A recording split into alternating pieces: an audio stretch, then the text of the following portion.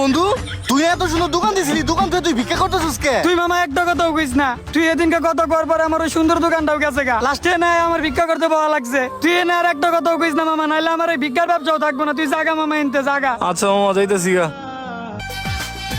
আরে বন্ধু তুই আইফোন 16 প্রো ম্যাক্স কিনলি, কবে কিনলি মামা? তুই আমার সাথে কথা কইস না, তুই আমার চোখের সামনে থেকে দূরে যা। আরে মামা নতুন মোবাইল কিনছস, একটা দোয়া তো করতে দিবি। তুই আইফোন 16 প্রো ম্যাক্স কিনছস না, সবার মোবাইল সাদা হয়, আমি দোয়া করে দিলাম তোর মোবাইল জীবনেও সাদা হইব না।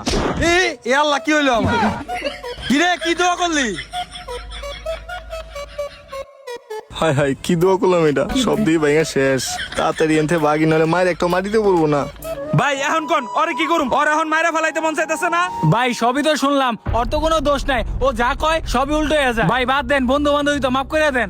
ভাই আপনি যেহেতু কইতাছেন ওর ছাড়ে দিতাছি, আপনি ওরে নে কি করবেন করেন, কে আমি যাই। আচ্ছা যান। ভাই আপনার অনেক অনেক অনেক ধন্যবাদ ভাই, আপনি সত্যি অনেক ভালো মনের মানুষ। ওর হাত থেকে আপনি আমার বাঁচিয়েছেন ভাই। ভাই আপনি একটা দোয়া করে দিই, আপনি যদি ঢাকা শহরে 5 তলা বিল্ডিং থাকে তাহলে আপনি 10 তলা করতে পারবেন ভাই। ভাই আপনি দোয়া করছেন, আমি খুব খুশি হয়েছি। আমি 10 তলা ফাউন্ডেশন দিছি কিন্তু 5 তলা কমপ্লিট হয়েছে। আপনি দোয়া করে আমি যাতে আর 5 তলা কমপ্লিট করতে পারি। হ ভাই দোয়া তো করেই দিলাম, এখন খুলে দেন ভাই। ভাই আপনি অনেক ভালো মনের মানুষ, থাকেন আমার গার্লফ্রেন্ড ওয়েট করতেছে, গার্লফ্রেন্ডের লগে দেখা করে আইগা। যাক লোকটার উপকার করে ভালোই লাগতেছে। এই ফোন দিল কে?